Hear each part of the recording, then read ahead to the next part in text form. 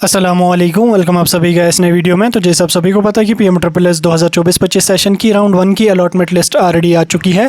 बात करेंगे हम उन बच्चों की जिनको राउंड 1 में सिलेक्शन नहीं हुई है। राउंड 2 का क्या कुछ सीन है उसके बारे में बात करेंगे, लेकिन उससे पहले हम डिटेल में डिस्कस करेंगे उन बच्चों के लिए जिन बच्चों को सिलेक्शन हो चुकी है PMSSS राउंड 1 में।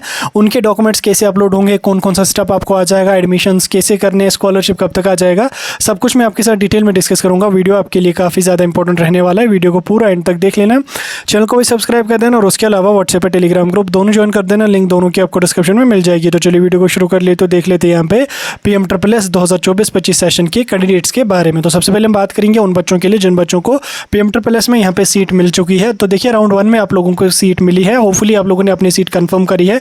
अगर कॉलेज कोर्स आपको पसंद नहीं है, कॉलेज के साथ कंटेक्ट नहीं हो पा रहा है, कॉलेज वाले आपको बोल रहे हैं कि आप एलिजिबल नहीं हो एडमिशन्स के लिए, या कुछ अदर इशू है जिसकी वजह से आप एडमिशन नहीं कर पा रहे हो, तो अपनी सीट को फ्रीज नहीं करना, अपनी सीट को फ्लोट करके सेकंड राउंड के लिए चले जाना। मैंने आपको पहले ही डिटेल में बोला था कि जल्दबाजी में सीट को फ्रीज नहीं करना, सीट को फ्लोट कर देना। अगर कॉलेज कोर्स आपको पसंद नहीं है या कॉलेज वाले बोल रहे हैं कि आप एलिजिबल वगैरह नहीं हो, तो उस कंडीशन में सीट को फ्रीज करने की कोई भी ज़रूरत यहाँ पे नहीं है। लेकिन अगर आपने अपनी सीट फ्रीज करी है, कॉलेज कोर्स आप लोगों को पसंद है, सब कुछ सही आपका जा रहा है, तो आपको डॉक्यूमेंट्स अपलोड करने पड़ेंगे, जिसमें आपको 10th-12th की मार्कशीट, 10th-12th की डेट ऑफ बर्थ या डिप्लोमा जिसको हम कहते हैं, उसके बाद यहाँ पे माइग्रेशन या ट्रांसफर सर्टिफिकेट आपको लगेगी। वैसे आपको माइग्रेशन सर्टिफिकेट ही बनानी पड़ेगी, ट्रांसफर सर्टिफिकेट उन बच्चों को लगती है जिनको किसी डिग्री कॉलेज में एडमिशन होगा, वहाँ से एडमिशन कैंसिल करने के लिए उनको जब वो ट्रांसफर सर्टिफिकेट मिलती है, तो आप माइग्रेशन सर्टिफिकेट बोर्ड ऑफिस से बना लेना, जो डिस्ट्रिक्ट तहसील में ब्रांच होती है वहाँ से आपको बन जाएगी। वो आपको आगे चल के कॉलेज वाले एडमिशन के टाइम भी माइग्रेशन सर्टिफिकेट मांगते हैं, ठीक है। इसलिए माइग्रेशन आप पहले बना के रख लेना, 520 उसकी फ़ी यहाँ पे होती है, तो वो आप बना के यहाँ पे रख लेना, ठीक। डॉक्यूमेंट आप अपलोड कर लोगे, उसके बाद आपको क्या काम कर लेना है, आपका जो अलॉटेड इंस्टीट्यूट है आप उनको बोलोगे, वो आपके डॉक्यूमेंट्स को वेरीफाई करेंगे। वेरीफाई करने के बाद वो आपकी ज्वाइनिंग रिपोर्ट को अपने पोर्टल पे, ठीक, PMSSS के पोर्टल पे अपलोड कर देंगे। वहाँ से देन आपको अपने पोर्टल पे ज्वाइनिंग रिपोर्ट अपलोड करने का ऑप्शन आ जाएगा, तो आप अपनी ज्वाइनिंग रिपोर्ट को फिर अपने पोर्टल से अपलोड कर लोगे, ठीक। जब पहले आपके कॉलेज वाले जो अपने डॉक्यूमेंट अपलोड किए उनको वेरीफाई कर देंगे, ठीक। आपको ज्वाइनिंग रिपोर्ट वहाँ से PMSSS का जो कॉलेज का पोर्टल है वहाँ से आपके नाम पे वो अपलोड कर देंगे।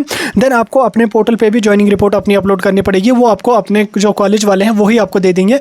ज्वाइनिंग रिपोर्ट वगैरह आपने डाल दी, सारा कुछ हो गया, तो हो गया आपका एडमिशन का प्रोसेस कंप्लीट, ठीक। उसके बाद आपका जो नेक्स्ट स्टेप रहता है वो आपका रहता है DBT का, ठीक। DBT की कोई लास्ट डेट नहीं होती, कुछ भी नहीं होती है, लेकिन उससे पहले आप लोगों को अगर एडमिशन्स के लिए कॉलेज विजिट करना पड़ेगा तो आपको जाना पड़ेगा, क्योंकि अब ऑनलाइन एडमिशन्स नहीं होते हैं। ऑनलाइन एडमिशन्स जो थे वो कोविड के टाइम होते थे, अब की बार ऑनलाइन एडमिशन, अब की बार के मतलब पिछले 2 सालों से ऑफलाइन ही एडमिशन होते हैं। तो वैसे मैक्सिमम बच्चों को कॉलेज वाले वहीं पे बुलाएंगे, लेकिन अगर किसी बच्चे को बोल रहे हैं कि ऑनलाइन ही डॉक्यूमेंट भेजो, ये कर लो वो कर लो, तो वैसे भी चल जाएगा। लेकिन आप मान के चलो कि शायद आपको कॉलेज वाले ऑफलाइन में ही वहाँ पर बुलाएंगे और आपका वहाँ पर डॉक्यूमेंट वेरीफाई वगैरह का जो भी प्रोसेस होगा वो वहाँ पर आपको कर देंगे, ठीक। वो आपका एडमिशन करेंगे, एडमिशन के टाइम आपको कॉलेज वाले कोई डॉक्यूमेंट वगैरह एडिशनल मांगेंगे, तो वो आपको बनाना पड़ेगा। जैसे कभी कभी आपको गैप सर्टिफिकेट वगैरह मांगते हैं, तो गैप अगर आपका ड्रॉप वगैरह लगा है 2-3 साल का, तो उस कंडीशन में आप लोगों को गैप सर्टिफिकेट बनानी पड़ेगी। वो आपको जब वो कोर्ट से बनती है तो कोई बड़ा मसला नहीं है, वैसे सभी कॉलेज वाले नहीं मांगते हैं, ठीक। अगर मांग भी ली तो वो 1 घंटे में बन जाती है कोर्ट से, कोई इशू उसका यहाँ पे नहीं है। बाकी आपके जो यही डॉक्यूमेंट्स है यही आपको आगे चल के काम आ जाएंगे। देन उसके बाद आपका जो नेक्स्ट प्रोसीजर होता है वो आपका DBT का होता है। DBT का जो प्रोसीजर होता है वो काफ़ी इंपॉर्टेंट होता है, क्योंकि उसी में आपका जो स्कॉलरशिप की डिटेल्स वगैरह होती है वो डालनी पड़ती है। तो DBT का प्रोसेस कैसे होगा, उसकी भी आपको रजिस्ट्रेशन होती है, उसमें आपको कॉलेज की डिटेल डालनी पड़ती है, कॉलेज का हेड ऑफ इंस्टीट्यूट कौन है, जो अभी आपको पता है, ज्वाइनिंग रिपोर्ट पे आपको मिल जाएगा वो सारा कुछ।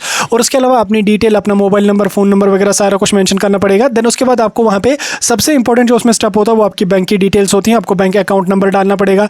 उसके बाद यहाँ पे कहाँ पे अकाउंट है, कौन सा अकाउंट है आपका, वो सारी डिटेल अपने बैंक अकाउंट की आपको वहाँ पे जो है डालनी पड़ेगी। और उसके अलावा आप लोगों को जो है वो उसमें डॉक्यूमेंट्स भी कुछ DBT में लगेंगे, जिसमें से आपका आधार कार्ड लगेगा, ज्वाइनिंग रिपोर्ट आपको मिली होगी कॉलेज से वो लगेगी। उसके बाद आपका सबसे इंपॉर्टेंट डॉक्यूमेंट उसमें होता है वो आपका होता है मैंडेट फॉर्म, ठीक। मैंडेट फॉर्म जो आपका होगा, जहाँ पे आपका बैंक है वहाँ पे आपको मैंडेट फॉर्म बनाना पड़ेगा, ठीक। वो आपको कोई उतना बड़ा मसला नहीं है, 1 पेज का फॉर्म है वो मैं आपको ग्रुप में डाल दूंगा कल तक। मैं वैसे मैं आज शाम को मैंडेट फॉर्म का PDF ग्रुप में डाल दूंगा, आप उधर से PDF को ले सकते हैं, ST की वेबसाइट पर भी आपको मैंडेट फॉर्म का PDF देखने को मिलेगा।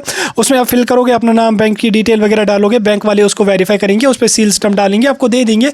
जस्ट वही डॉक्यूमेंट आपको फिर DBT के टाइम अपलोड करना पड़ेगा। उसके लिए कोई लास्ट डेट नहीं होती है, कुछ भी नहीं होती है, उसमें आप आराम से अपलोड कर सकते हो, कोई इशू नहीं। वो बाद जब आपका एडमिशन होगा, वेरीफाई हो जाएगा, लास्ट वाला जो प्रोसीजर होता है वो DBT का होता है। DBT आप कर लोगे, कॉलेज वालों को फिर से आपका वेरीफाई करना पड़ेगा, आपका डीबीटी, आपका एडमिशन, आपका एप्लीकेशन फॉर्म वो वेरीफाई करेंगे।